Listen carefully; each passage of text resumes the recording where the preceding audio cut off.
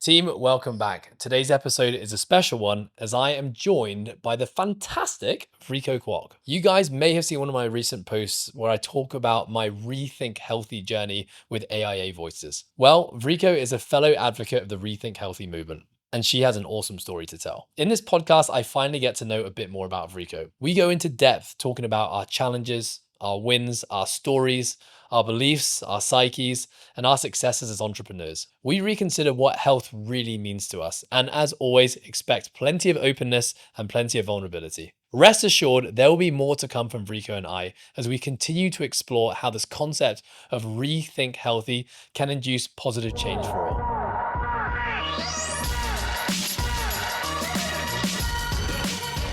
Vriko, Kwok, welcome to the Process Podcast. Thank you for having me, Ed. How are you doing today? Doing good. A little bit stressed from work, but everything else is good. Happy to be here. It's great to have you here. I'm gonna lead the way here, uh, because we met not that long ago.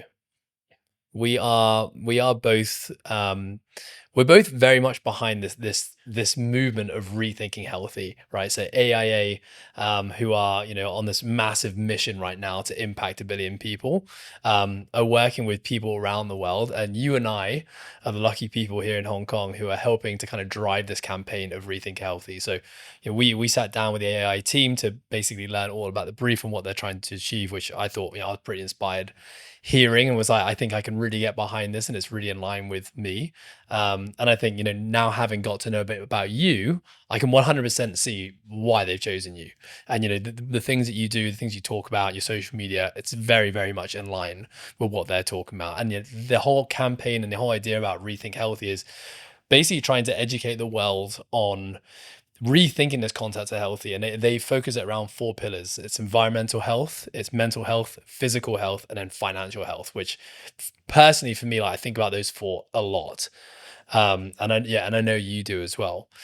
So I would love to kick this off by just hearing a little bit more about you, because I've heard a little bit about you and obviously stalked you a little bit on social media. So I have a pretty good idea of the things you do, but I feel like there's a lot of things I don't really know. So take us back as far as you want to go, connect the dots as to like what's happened in your life to bring you to who you are today and what you're doing. Okay. Again, thank you so much for having me. And yes to everything you said just now. I think that it's so cool to be part of a project that really stood for something that stands for something that I personally stand for. And, to get to connect with you is such a big bonus. So thank you. Me. So I am an entrepreneur. I'm also an athlete. And I think part of the reason why I really love to say it out loud now that I'm an athlete, because growing up, I've always been a chubby kid. So like working out and Freako were never in the same sentence. And I actually didn't start working out until maybe I was 24 or 25, after I started my first company. And I had this burnout. And then and one day I just woke up and decided that I need to live better. I need to live a healthier life. And that's when I started working out. And that was, gosh, like 8 years ago. What was a catalyst at that point in time? You said you were burnt out, but what was the thing that made you just decide to start investing time and energy into working out? Good question. So I think I started my business when I was 21. And it actually started with a big failure. Like I lost all of my saving trying to start my first business. Um, And then I went back to Norway where I studied. I work at a fish market, save up enough money, and I actually met the investor behind the fish market, and he bought all of my inventory at the time. And the money actually sustained me to be able to grow my first successful startup to where it was. So it was that. And then, so, imagine, put yourself in my shoes. I was 21, and then somehow I made my first business work. And then I just had this, like, it was always like this, from that point onward. And to me, I was like, okay, you got the money now, and then you're growing your business. And it almost feels like money and business and success were everything. And I was just doing that like 24/7. And at one point, I think I was working gosh, like 19 hours every day for like 6 months straight, just to grow my business internationally. And to a point where I actually at the time was weighing almost 300 pounds. And I couldn't even walk up a flight of stairs without losing my breath.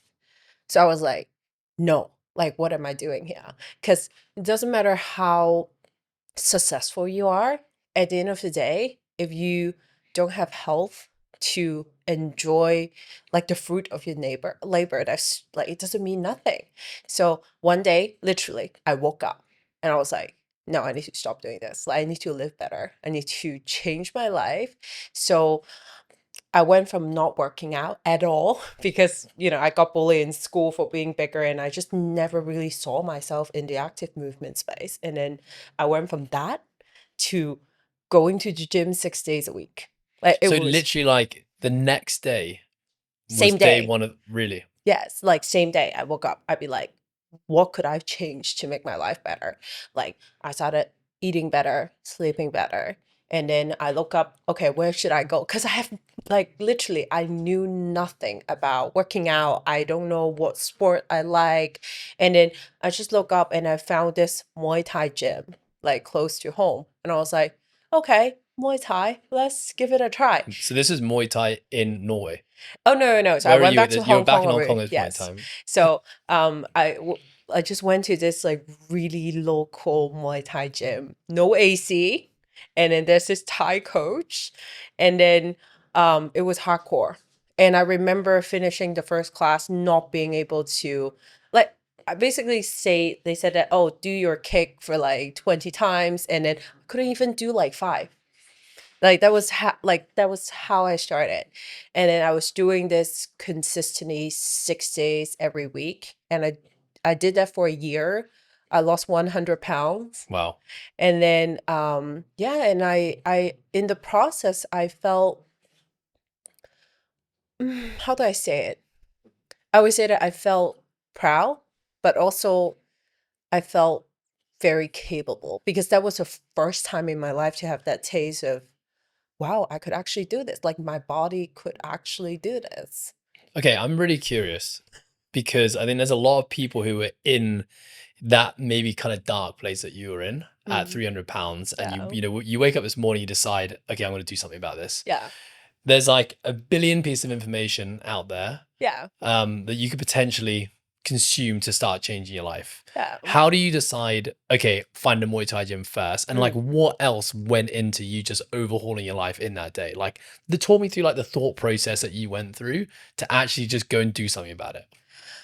Gosh, I think it was like I would say that thought was in my head for a while before I actually be like snap myself of And it what and was then holding you actually back from executing earlier? I'm the type of person that I really need like a goal and in my head I need to have some sort of structure to then get started on something. Does it make Yeah. sense? Yeah, like I'm not sure like how you are like, but for example, for me, if I wanted to make a change in my life, I need to be able to envision, okay, what is at least like 6 months or like a year from now? Like where do I see myself?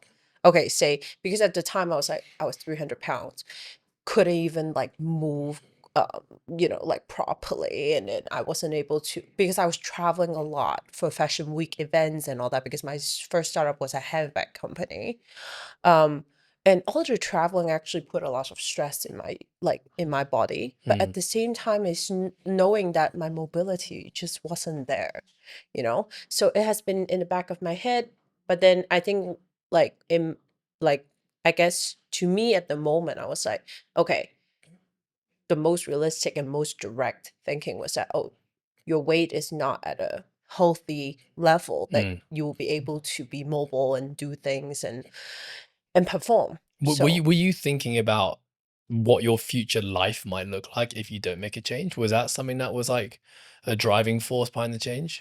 actually my thinking at the time was that oh I was working too much and I was so unhealthy and if I don't change what I'm doing right now because my work was my priority right Mm.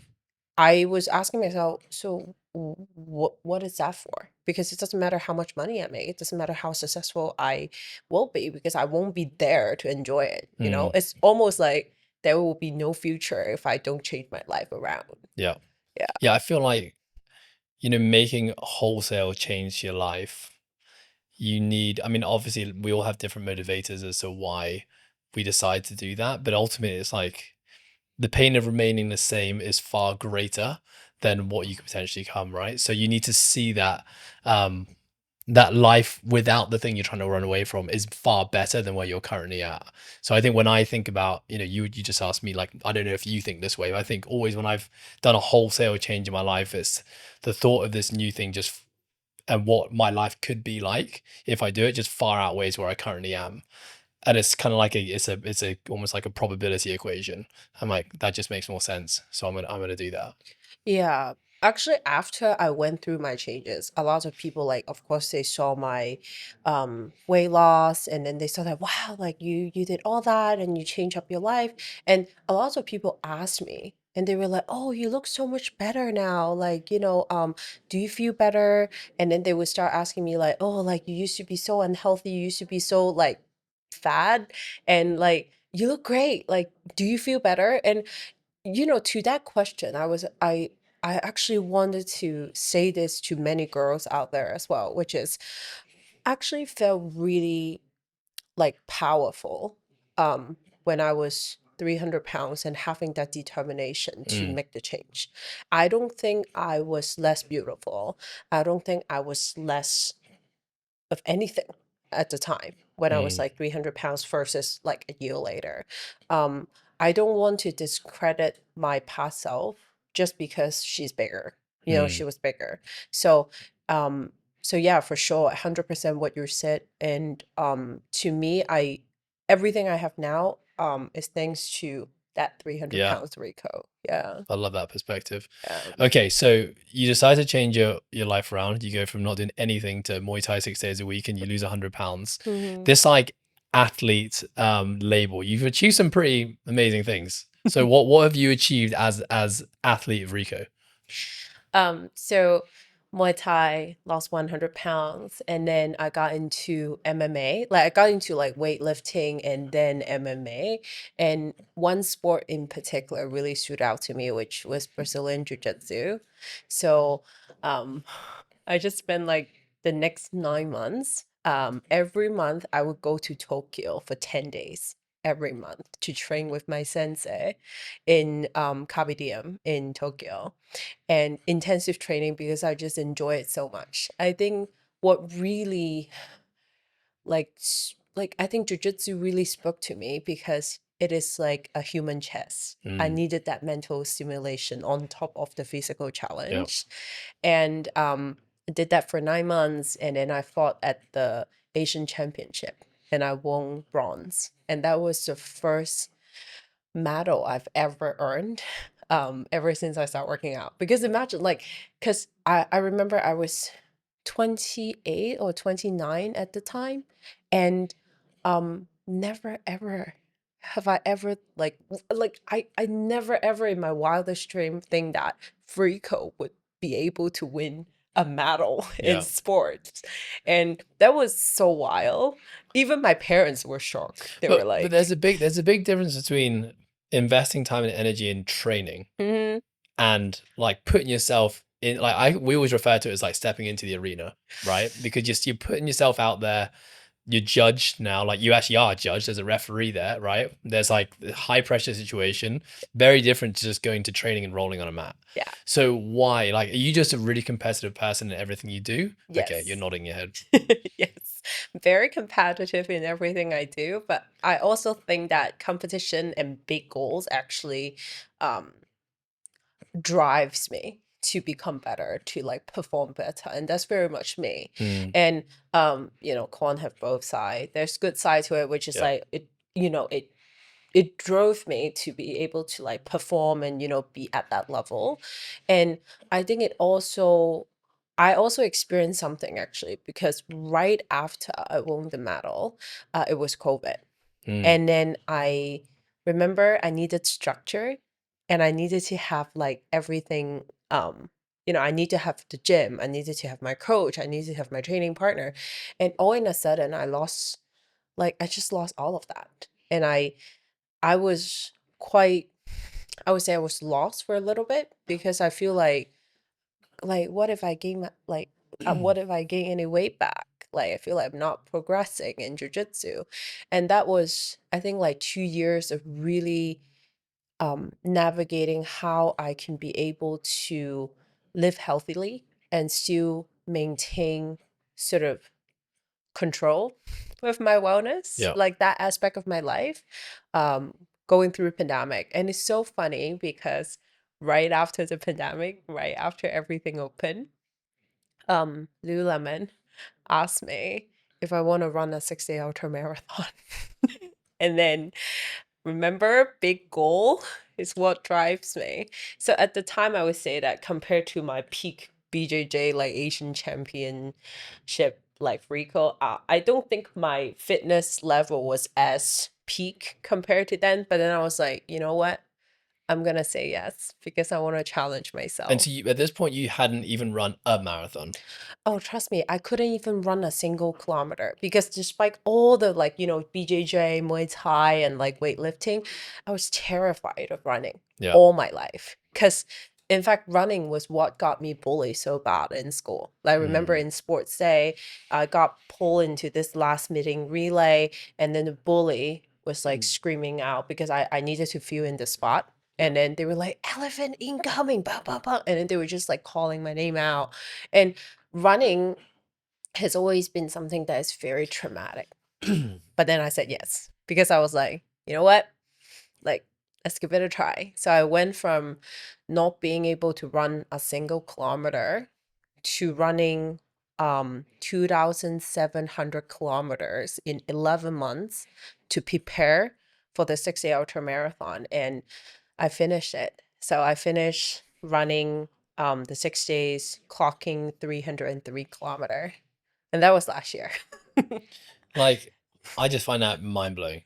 I find it mind blowing also from a perspective of like the human body, because that's why I spend a lot of my time, thinking and studying the human body, my own body, firstly, but also the bodies of all the people we coach. And like, that is an extreme, right? Going from like not being able to run a kilometer to 303 kilometers in 6 days. And I think most people would say it's probably not possible. Yeah. No, I would honestly say that vast majority of people would not be able to do that.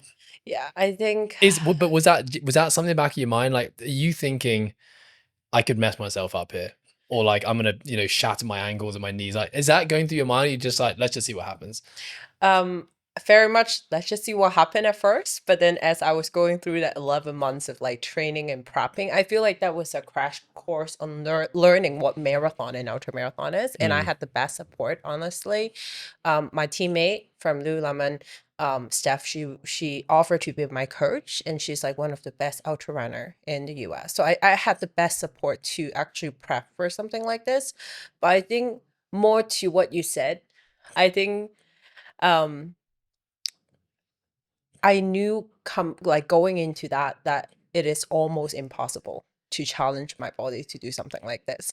And I remember at the global press conference when they asked me what's my goal, because it's an open goal, right? I mean, yeah. you're given 6 days to run this ultra marathon. It's a back to back, and then you can see, like, you can set a goal, like how many kilometers do you want to run? And I look it up. I was like, okay, well, a marathon is 42-ish kilometer. Anything more than a marathon is an ultra. So I was like, you know what? I'm gonna do one ultra a day, 6 days in a row. So that's 300K. And that's my goal going into it. I remember the disbelief in the audience. They were like, there's no way. Like Yeah. there's like absolutely no chance. Couldn't even run a single kilometer. How are you gonna do that in like 11 months? But I love challenge. I think I thrive on having a big goal, and Yeah. I love not to prove to other people, but actually prove to myself that if Yeah. I set myself up to do something, I'll be able to do it. And I did it. I just feel that I resonate a lot with that as well. Like this idea of setting challenging goals, and I love timelines, like, having intense focus, working towards something. But I feel, having listened to your story, I'm like looking at my own things, that the lofty goals that I picked. I'm thinking, it's not like, step out your comfort zone a bit more, Ed. Yeah, but I think, maybe that's also a testament to the fact that, you've created an amazing business, that you ended up selling, and then, creating another successful business. And, I might be signing it to a high rocks, which is still, massive feat for a lot of people. And you're out there doing 6 ultra marathons in a row. So I think it's like the scale of the way that you and I think about big goals, I think you just go bigger. Well, I like you, so sweet of you as always, but I also want to add one more thing to what you just said, which is I want to be fully honest, because I feel like this is a great space where we can be like super honest. A lot of people, when they look like at, and I'm an open book, which is, yes, I did that 6-day ultra marathon. Yes, it's a big goal. It's very cool to have accomplished that, but my full honest story is that after the ultra marathon, it actually took me a very long time to be able to recoup from it, and at the same time Mm. find a new goal that is not, maybe not as big, but to actually realign with my wellness goals, so that I'm not just constantly chasing. I think that's a really important lesson that I've learned from running that 6-day ultra marathon. So, okay, can I ask you, Rico, Mhm. where does this pressure come from? Like, this pressure to keep on going like bigger, or go massive, or like the next thing? Because I resonate with it a lot, and I've asked myself this question a lot. Mhm. Where is this coming from? When is enough enough? So, when is enough for you, and where does this pressure come from? So see, I recently had a conversation with my friend about this as well, and I stumbled across this quotation, which is like, your brain actually doesn't know what's true. Our brain only knows what is told, like, or she's told, because my brain is a girl. um, but I think very deep down, like, my motto has always been, I want to find out what's my fullest Yeah. potential, what's more I can push, like what more I can ask of myself.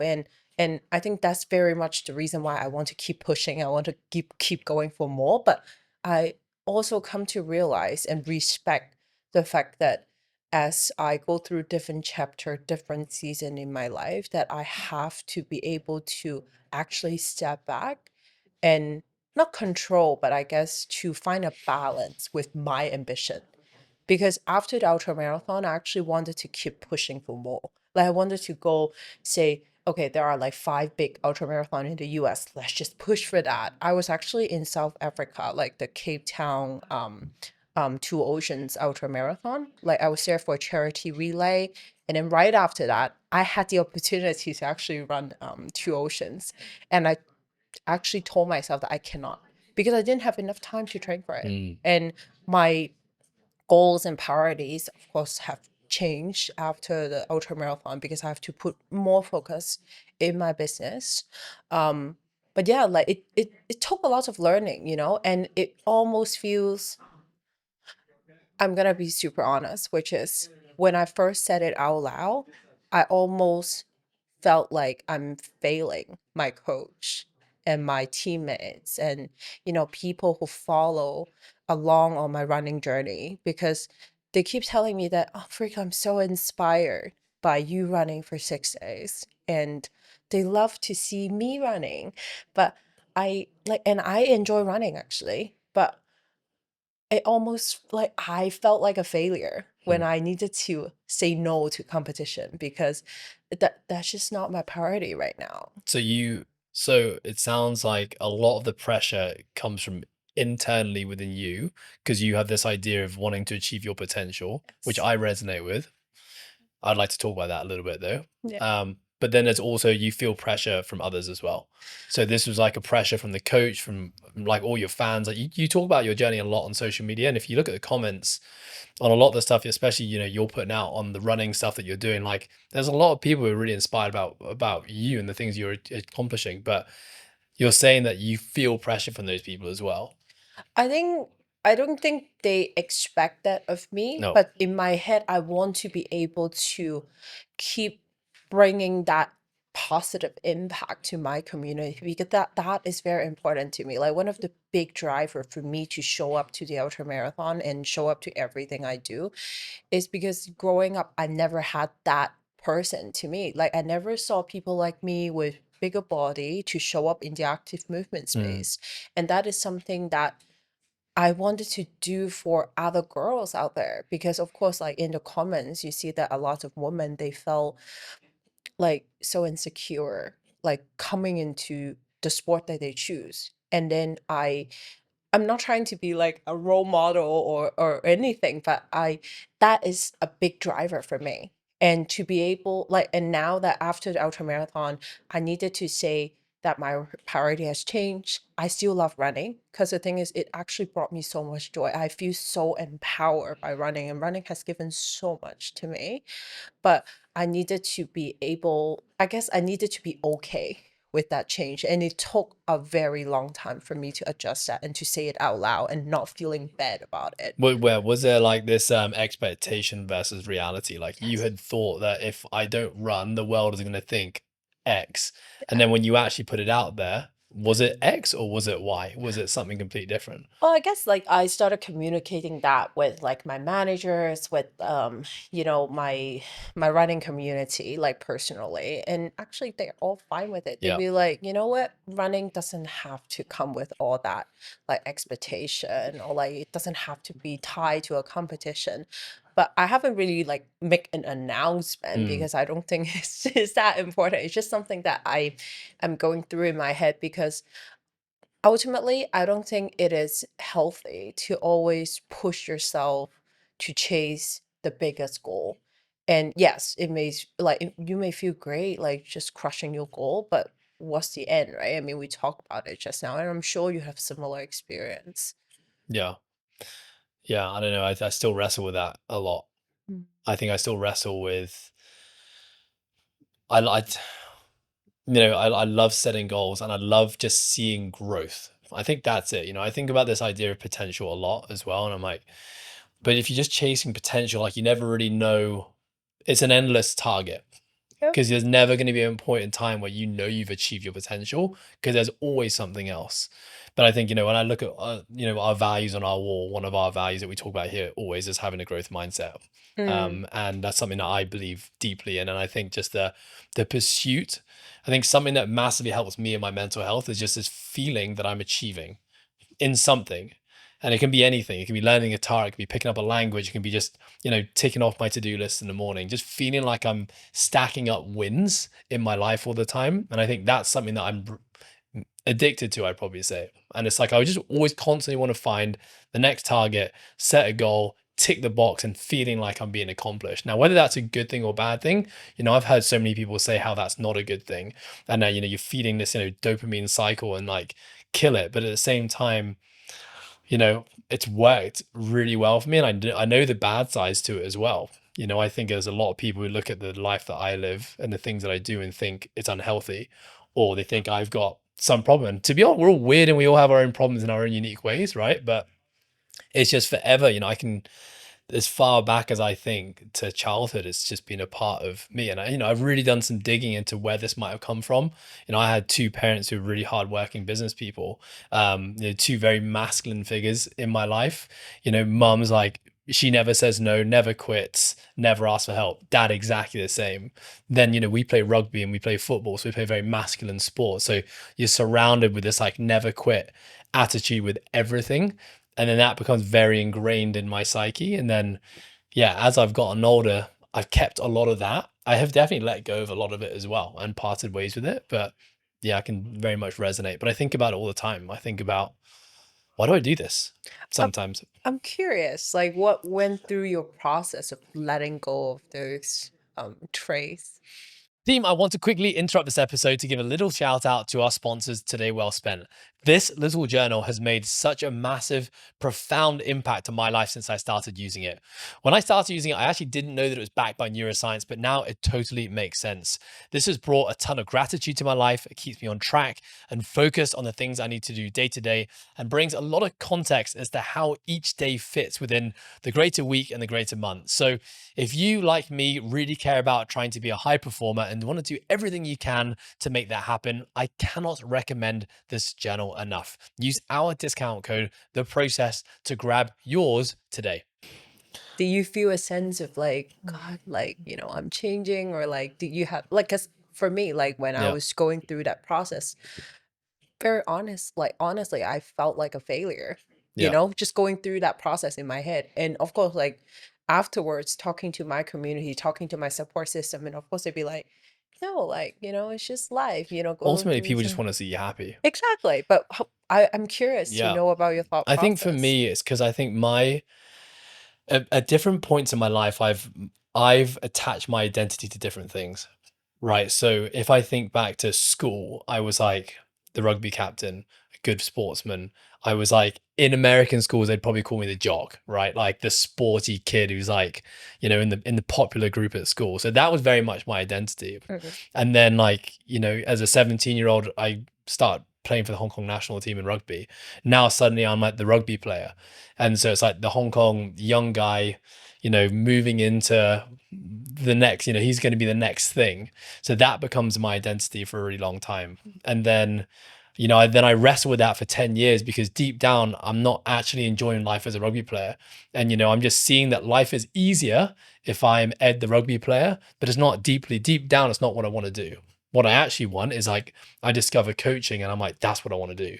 So I'm like wrestling that identity now between like, I want to just be a coach and build this amazing coaching business.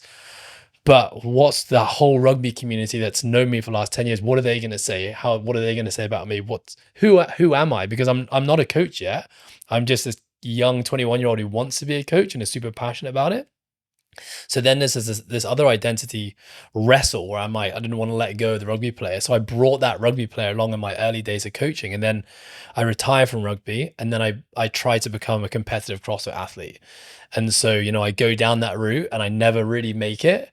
And then at that point, I'm also knowing actually what I really want to do. I just want to be an amazing coach and help other athletes become amazing athletes. Because I tried that journey myself. I never really made it to the top where I wanted to get to because of whatever reasons, but I can actually help people there. So then it was just letting go of the athlete identity and truly just becoming a coach, which was the first time in my life I'm now not athletic. Now, I know a lot of people see coaches as athletes as well, but you don't have to be a great athlete to be a great coach.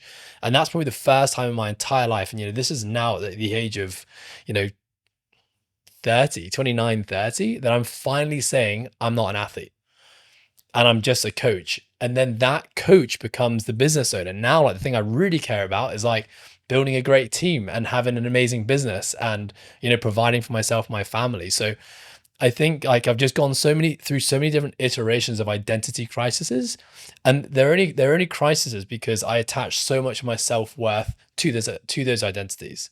That was a problem, right? I attached my worth to the job title that I had and to the things I did on a day-to-day basis, never to like who I was deep down. And the only reason I did that was because I didn't actually know who I was deep down. I hadn't done the internal work. I hadn't, really looked at myself in the mirror, and looked beneath the facade of what I can see on the outside and the sports that I was playing to say like, who are you? Like, what are your values? What are the things you believe in? Who is Ed Haynes without all those things? And so I think I'm 37 now, but it was at the age of probably 32 that I picked up my first self-help book and, started reading that thing to be like, I feel a bit lost. I knew that I had attached so much of my worth to these different, hats that I wore in my life, and I wanted to not be that anymore. And so, I picked up my first self-help book and I just, went down this crazy journey of reading every self-help book you can probably ever imagine, book after book after book, and being like, every page I'm telling, I'm like, that's me. That's me. Oh God, that's me. Holy shit. What do I do about that? And it's just like, I just go on this pretty like rapid, I'd say, like transformation journey, which I'm very much still on, and I probably will be till the day that I die. You know, again, it's like, and there's not a destination I'm searching for, but you know, once you kind of like, once you take the lid off and you peer down into the well, you're forever covering things about you. Um, and yeah, I'm ultimately at a place now in my life where I feel if I lost everything, if Coastal Fitness burnt down tomorrow, I had no job, you know, my wife, who I love to bits, left me, all my friends decided they didn't want to be a part of my life anymore, I still think I'd be okay. I think I believe myself enough, and I really truly know who I am, that I could make a new life happen from nothing, and I'd be happy with it. And I think that's a product of many years of work, A lot of self-work. a lot of self work. Yeah, Just hearing you telling the story of your, you auditing your life changes and, looking back at, like, reflecting on the changes that you went through. I think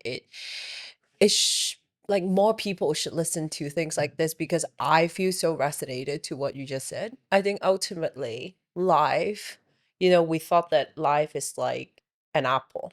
Like, we cut into different slices and this, we compound compartmentalize. Yeah, exactly. But then I come to appreciate life as an onion yeah, because we are going through different phases. And I love this saying of season. yeah, We're going through different seasons in life. And every coach just like take off as we grow. And it's not like, you know, we are any less every time we change. It's still part of us yeah. because an onion at the end of the day is still attached together.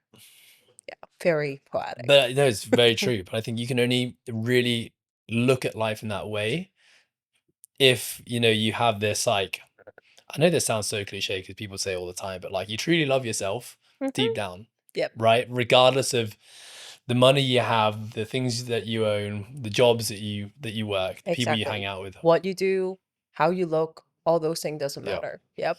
Yeah. And I think if you can get to that point, and I trust me, like I still wrestle with it. Sometimes, you know, I definitely find myself being like, you know, I'm this business owner and I've got this gym and I do these things. And I have to remind myself, you know, I almost get the triggers kind of like still hit me every now and then. It's And, the you know, awareness, right? I mean, yeah. at least now I feel like as we grow and as we go through this self-reflection, we've come to also appreciate the fact that, hey, I can actually catch myself having this thought. Okay. So now that we're talking about this, I love this, by the way. Thank you for asking me the question. But like, let's talk about social media. Okay. Okay. So I think you, this is not a comparison thing, but I think you're doing a really good job on social media. I don't know what that means. I don't even know if you have an intention with social media. But yeah, you're shaking your head, so I figured that might be the case. But like I think when I look at your social media page, I think, wow, this is I think it's also just because you got a cool story and you found this really cool way to present that to the world where it's like engaging, it's entertaining. But like obviously social media a lot of the times is a bit of a highlight reel, Hmm. right? So do you think, are you aware of that? Yes. Do you lean towards just putting more highlights out there, or are you okay showing like the not so pretty sides of Rico's life? Actually, I think I'm the type of person that is okay to showcase however I look like on social media Yeah, because I I would say guess that. a lot of people actually like they will look at my Instagram because that's public and everyone can see it. It's English so everyone can understand it. I have a whole other life where, I've been in e-commerce for 12 years. So, my business, we actually need to make a lot of content for the business. And if you're on Facebook or like Instagram, like the Chinese side of it, you will see my ads all the time. And I have videos of me at 300 pounds, no makeup, doing skincare routine. So, like, to that question, I feel like I live a no filter life. I'm Yeah, happy to just show up as me and ugly, pretty, real, not real. I'm like one thing that is the center of me showing up on social media is that I needed it to be very authentic yeah, because that's just who I am. Like yeah, I want to be able to be that. And then the driver behind is why I'm doing it, right? Like when I do social media, I think it's also the reason why I guess many people resonate with my content is the fact that I'm not afraid to talk about my vulnerability, because I think a lot of people try to beautify their life on social media. Mm, And I am a true believer that what connects us as human beings are our lived experience. yeah. And only by showing up as who we are and being so honest and open about our vulnerability that we could connect through the use of social media. And that's just how I am. So every piece of content I put out, of course, I can't, sometimes it is a, snap piece of my life. It's not really like, it doesn't really carries a lot of meaning or like, Mm, story behind, but I try to do that. I try to show up like that on social media because I think um we spend too much time on social media. And if I have to put one more piece of content out there in the yeah. sea of posts, I want it to at least have some meaning. That's just who I am. So this idea of meaning, like, so what is your goal with social media? Is it like, you're a successful businesswoman, you got businesses? Is this like partly like trying to make your businesses more successful? Because we know so much like of business Founder success is based driven. upon, yeah, the personal brand, right, behind it. Hmm. Is this like an impact thing? Is it you trying to help other people? Like, what are some of the things? Maybe it's not just one, because I've asked myself this question a lot as well. Sometimes I'm like, why am I doing this? Why am I putting time into this social media thing? And I think now I have clarity on it, and I can verbalize that well, I think. What? No, Tell no, me. me first. Damn it. I was gonna feed off your answer. I think for me, I have this gratitude journal that I do every night, and I just write three things that I'm grateful for. And quite often, I'd probably say once every week or 2 weeks, social media is one of the things that I'm grateful for. Hmm. And the reason for that is it usually comes from the fact that I've had an engagement with someone, whether it's just a message or it's a comment, and I feel that I've had a positive impact on their life. Right. So maybe, it's a post I put up, it's a vulnerability sharing, because I think you and I think about it. I think we're very similar in many ways. It's just, I think I'm a very authentic person anyway. Haven't always been, by the way. This has been a lot of work to get to this point. But I really want the person I put on social media to be an 100% reflection of the person I'm in real life. That's ultimately what I want. Spot on. I would hate for someone to meet me in real life, be like, oh, I thought you were so different. Yes. Actually, that's not true. One of our coaches joined here. I hired a coach from Abu Dhabi recently. She joined about a year and a half ago, and she said, "Oh, you're so much funnier in real life. Like, I just thought you were really boring." I was like, "Really? Am I like just I putting out need a to put boring?" more fun stuff Yeah, on well, so social media now, now. and thanks to Al, who like really encouraged us to do stupid shit, and he tries to capture like the real us a bit more. But I had realized then that was about a year ago, and I was like, oh, am I like just being this serious coach a bit too much? Am I really showing? Anyhow, side tangent. So I think for me, it's like it's amazing. There's this free platform that I don't have to pay anything for, and ultimately, what got me into coaching in the first place is this thing, because I have this deep passion for health and wellness and exercise because of my own, insecure story as a young teenager and how that helped me. But I have this passion and this knowledge and this expertise, and I get to now share that with the world, and I can do it for free and impact as many lives as possible. So I think a big driving force behind almost every piece of content I put up, whether it's just a story or it's a post, I'm trying to think like, is this going to help someone? And I think a lot of the times that is a driving force behind it. Sometimes it's just a bit of entertainment, and I enjoy that as well.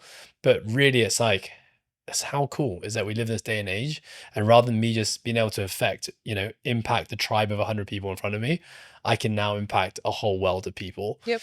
by sharing the things that I Yep. do and the things I care a lot about. Yeah, What about you? 100%. 100%. You I agree? needed to put social media on my gratitude journal now. Hmm. Now that we Yeah. had this conversation, because I guess one, without social media, I wouldn't have my businesses. Yeah. Because I've always been in e-commerce, and e-commerce is very much, without social media, I won't be able to do it. So I guess, yeah.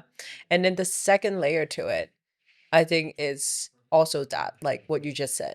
We wanted to make an impact to people's life. And it's not just at first when I started social media, it was maybe I think 7 or 8 years ago, like right around the time when I started working out was the time that I started doing social media. Because I guess before that, I've always cave in almost like I didn't want to post my face on social media. I just didn't feel confident, and I was always very private Mm, until I made that change. And I think I crossed the bridge when I know that you could actually still change your life around despite, you thinking this. And the big reason why I started doing social media um at the beginning was because I want to show other girls that despite how big you are, you can still show up and do things that brings you joy. mm, And that was very much it.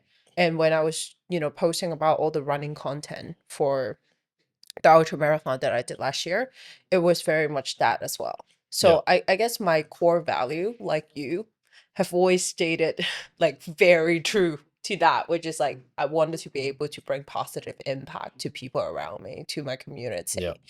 And then I think I switched gear this year a little bit because, I'm putting more focus on my businesses now, and um but the core has not changed, which is I want to be able to empower more women to chase after their dream. yeah. Yeah. I feel So, like your page really gives off that vibe. I mean, I'm not a female, but when I see it, I'm like, if I was a woman, I'd be like, definitely following this chick because of all the things she does. oh, You know, I actually, in you talking about that, there was one other thing I thought about that I think a lot about with social media as well, which is social media has actually become a form of self therapy for me mm-hmm, in the sense that especially in my vulnerability journey, right? So if you think about like younger me, I've told you a little bit about my parents, told you about my upbringing, the masculine sports. Like you don't talk about feelings, you don't talk about hard. We never quit, and that has very much, when I started my business, that was exactly how I ran the business as well.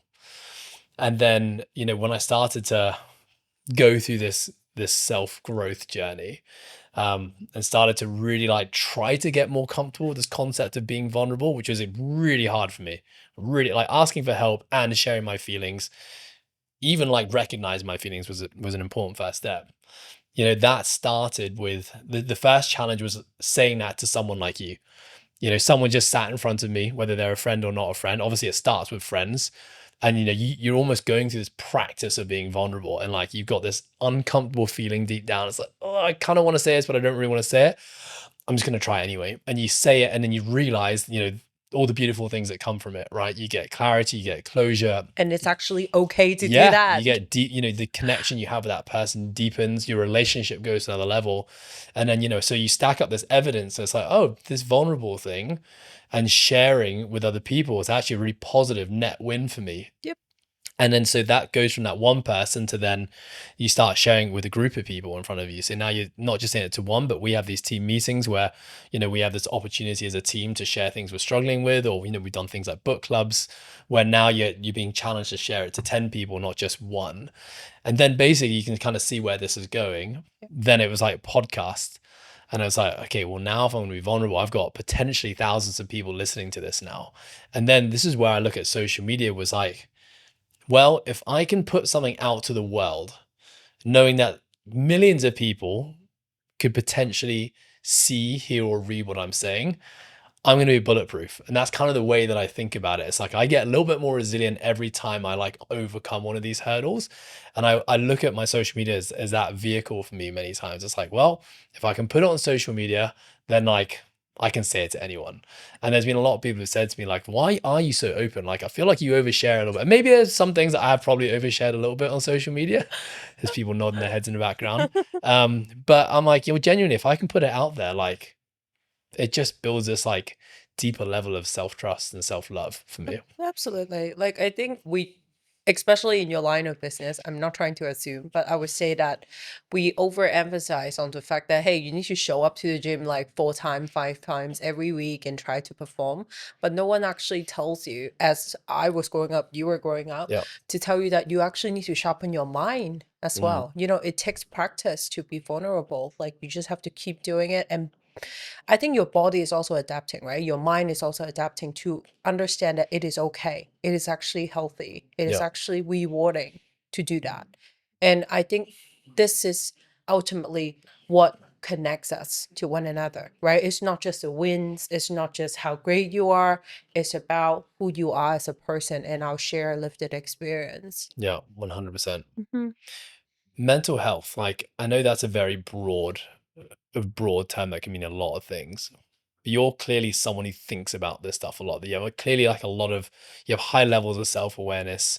You've been through a lot of things and I hope. you're able to put words to a lot of your feelings and experiences, right? Which I think a lot of people struggle with. I remember when I started on this journey, I started uncovering a lot of maybe traumas or things that happened in the past, but I didn't have the language to be able to share that with someone, which is why a lot of those things just kind of stayed in the back of my mind. You clearly like have a lot of language and are able to really easily and openly express it, which I think is a really nice thing. But what are some of the things like now, in your journey in this season of life for you, what are some of like the protocols that you put in your life to I guess that fall under this like mental health bucket? You said gratitude journal. Like, do you have a gratitude journal? I do, I You do, do. yeah. I needed to put social media on it now, but Yeah, you yes. do. You are. You should. I well, I would say first thing, I don't think is very commonly talked about in Hong Kong, but it's definitely something that I think more people should be okay and be open about, which is talk to a therapist. Like Mm, I talk to my therapist once every 2 weeks because um, it's great to have this person who doesn't have a stand, doesn't have any sort of like conflict of interest with who you're having like feelings for against. You know, just listen to you and you dump your thoughts to that person and that person can audit your thoughts and to then be realized that, oh, it's actually just in my head. Like mm. sometimes, not all the time, but it's great to talk to a therapist and it's perfectly normal and healthy. Ever since I started doing therapy, I think 2 years ago, I unpacked a lot of the trauma. And I also come to be more aware of why am I the way that I am? Why do I automatically gear towards some sort of emotional like reaction when I'm triggered?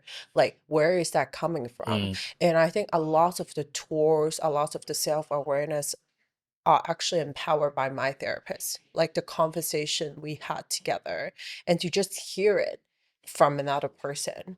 So, um, I actually share with a lot of my business owner friends because we sit together, we can't help it, right? Business owners, we sit together, we talk about the problems at work, how do we scale, like operation, marketing, everything.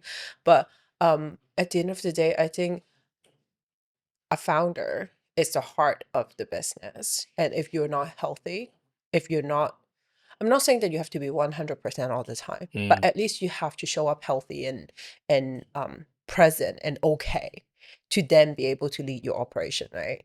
So, um, to me, therapy, like number one biggest secret to my well-being. And you think you'll continue that for the rest of the Yes, time? yes, because it has been such a big help. And sometimes you don't know until you actually talk it out with another Yeah. person.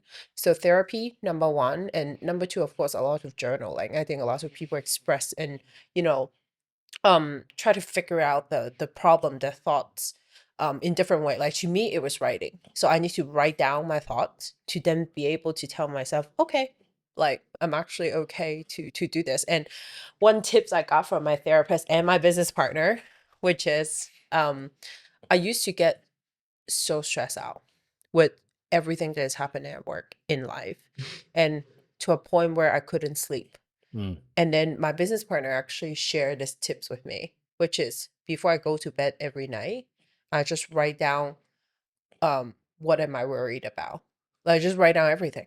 And then every time I write it down, that thought leaves my head. And and I was able to sleep. And then next day I wake up, I look at the list. At least I know that there's an end to the list and Yeah. this is manageable. So yeah, I really like that tip. yeah. I've never I think when you said that, I was like, why have I not done that before? I think what I do sometimes is that when I have something I'm worrying about, I don't write it down because I think I'm going to bring more attention to that thing. Mm. So this is terrible now I'm saying it. But so what I'm actually doing, I end up burying the worry. You see, this is why we need to Yeah, have more yeah, conversation. Like exactly. when you have conversation with another about the problem that you may be going through, like the thought process that you may been like telling yourself just in your head, just through this conversation, we learn so much more about how we can like show up better for ourselves in our life. No, I'm gonna start that tonight. I'm gonna write down because there always is. I think as a business owner, there's always things you're thinking about. Yeah. So I'm gonna write down whatever I'm worrying about, make it real, which is what happens when I put things on paper. It's Mm, real now. It's not just this thing that's floating and bouncing off the walls of my brain. yeah. I'm gonna do that. One of my friends actually, he's a, very successful gym owner in Australia. What he does for, because I actually bought him a journal because he was saying, don't really like journaling, don't writing. So I gave him this journal. I said, I think you're gonna really like this. He ended up not liking it at all. But what he's found has worked for him now. He uses Chat GPT, and when he walks to work, he will do the dictation where you can like speak to ChatGPT, and he will ask ChatGPT. ChatGPT gives him like five prompts to basically say like, tell me about your last 24 hours. And he will just basically just speak to it and just thought dump everything that he's thinking, feeling. And then he has this a prompt that he says, basically puts in every time, copy and paste it, and ChatGPT then takes that voice insert that he's left and summarizes and picks out the key things that are happening in his life and things that he's feeling and things that he needs to be aware of. Pretty cool. Mm. Yeah, and he said he's been doing that now for something like 6 months, and he's got Ooh, incredible levels of self-awareness. I So may try I just wanted to that. say it because I know journaling for a lot of people doesn't work for them because it's, just not everyone likes writing as well. So if you are someone a bit more techie and you love like AI now, like you can actually use this to be your therapist. And I don't know Yeah. if you played with this, but I use ChatGPT a lot now just for like even personal things. I'll just ask it a question or say, "Hey, I'm thinking this, I'm feeling this. Like, what is this? What is this saying?" And if you don't, or maybe you're not at the point where you're ready to speak to someone, or maybe you just don't have someone to speak to, like AI is actually pretty damn amazing at being Yeah. a really good mirror at Yeah. just basically repeating back to you the things you're saying. Absolutely. And then that I'm gonna try. That's really good Try it. because I feel like I'm using AI every day and I may as well just try that, Yeah. right? And following up to that, which is I actually think that technology has enabled therapy to so many more people now. Like Mm, I have friends who um I I think you're right, like super spot on with the fact that maybe you're not ready to talk to someone. I think that's a big barrier too. Like for a lot of people who maybe therapy is just like very new concept to yeah. them, right? And then it does take a lot to go through and cross that bridge of being able to talk to someone, right? They now have like online platform where you Yeah. can actually like talk to an online therapist. If you don't feel like it, turn off your camera is okay Yeah. too. And I feel like it's so good. That's Like so I good. wish I had that when I was growing up. On that note, let's like think we've both talked a little bit about our childhoods, right? Yeah. And like looking back on the life and what's connected the dots to where we are now. So if you were to give one piece of advice, such a hard question. You know what this is, you know what I'm about to say, right? If you were to give one piece of advice to young Vrico, what would it be? Hmm. I would say nobody's looking. That's what I would say to her. Because I think growing up, I was always so self-conscious.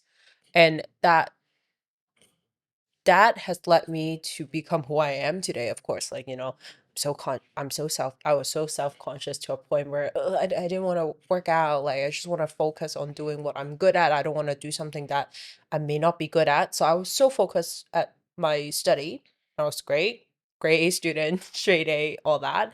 But I wish that someone would say to me that actually nobody cares. Like, just do what brings you joy. Like, nobody's looking. I love that. Yeah. That's so good. That's probably the best answer I've ever had to that question. You ask every guest on this I ask that podcast. question a lot. Huh.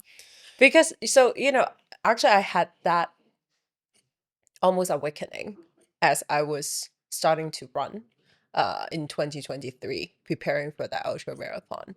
Because, I had no choice, right? 11 months I got to run. And then I remember one of my first runs, just 5K around my house. And then I think 3K in, there's this random uncle. I think he's in his 60s, like Chinese Hong Kong uncle. I was running and he was like, girl, like you shouldn't be running. You're too big to run. And then like, just uncle being Yeah. nosy. And then at that moment, I heard that comment. I'd be like, well, 10 years ago, that would upset me so much. And I Yeah. will feel like I should stop doing this. But I've come to realize that no, like after I heard that, I'd be like, who are you to say what I'm gonna do with Yeah. my life? And I went on with my run. But so see, your heart becomes stronger as you go through life because you are so much clearer with your value and who you are as a person as you grow. But if I could just go back, I'd be like, yeah, actually, everyone is so busy with their life Yeah. that nobody's looking. Yeah. Do what brings you joy, do what brings you fulfillment. And that's very much me now. It's not that I would not care to a point that I will hurt other people, but I don't care to a point where I know what I'm here to do and I feel comfortable. Even me now, I'm size 12. I can step into any gym and I wouldn't feel self-conscious Mm. because I know who I am. I know that I do not need to prove to other people who I am, what I've Yes. been through. So, yeah. What about you? I just really want to steal yours.